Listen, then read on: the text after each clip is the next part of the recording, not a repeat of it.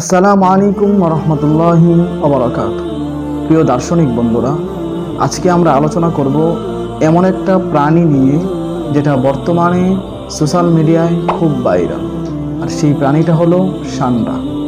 কেউ কেউ বলছে এটা খাওয়া সুন্নত, আবার কেউ কেউ বলছে এটা খাওয়া জায়েজ নেই।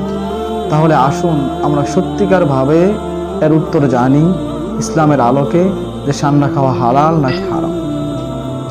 শুরুতেই জানবো এই সান্ডা কি, এর পরিচয়।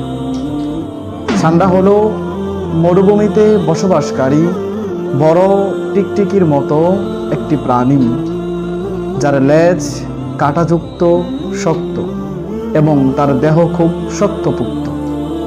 সাধারণত এই সান্ডা ঘাস, পাতা, ফলমূল ইত্যাদি ভক্ষণ করে থাকে।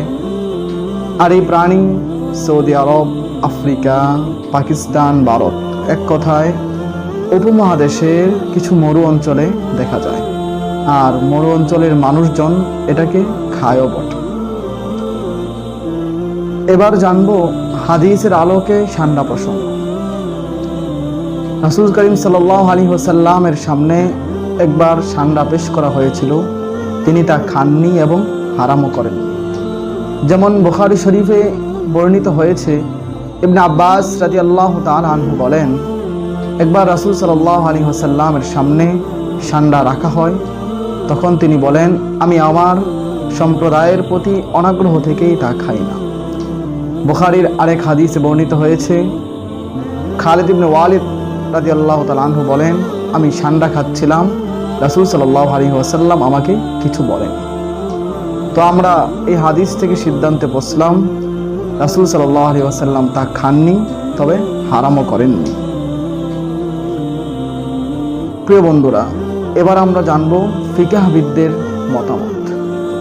হানাফি মাযহাব বলে তা খাওয়া মাকরুহ, তবে হারাম নয়। শাফিঈ, মালিকি ও হাম্বলি মাযহাব বলে যেহেতু হাদিসে এই সান্ডা খেতে নিষেধ করা হয় নাই, তাই তা খাওয়া হালাল, তবে সামাজিকভাবে এটা খাওয়া নিন্দনীয়, অপছন্দনীয়। প্রিয় ভাই বন্ধুরা, ইসলাম আমাদেরকে শুধু হালাল হারামি শিক্ষা দেয় না, বরং রুচিশীলতা, পছন্দনীয়তা ও সমাজের সম্মান ও মর্যাদাকে গুরুত্ব দেয়। তাই ইসলামে হালাল হওয়া সত্ত্বেও সমাজে যা ঘৃণিত তা খাওয়া থেকে বিরত থাকাই আমাদের জন্য উত্তম।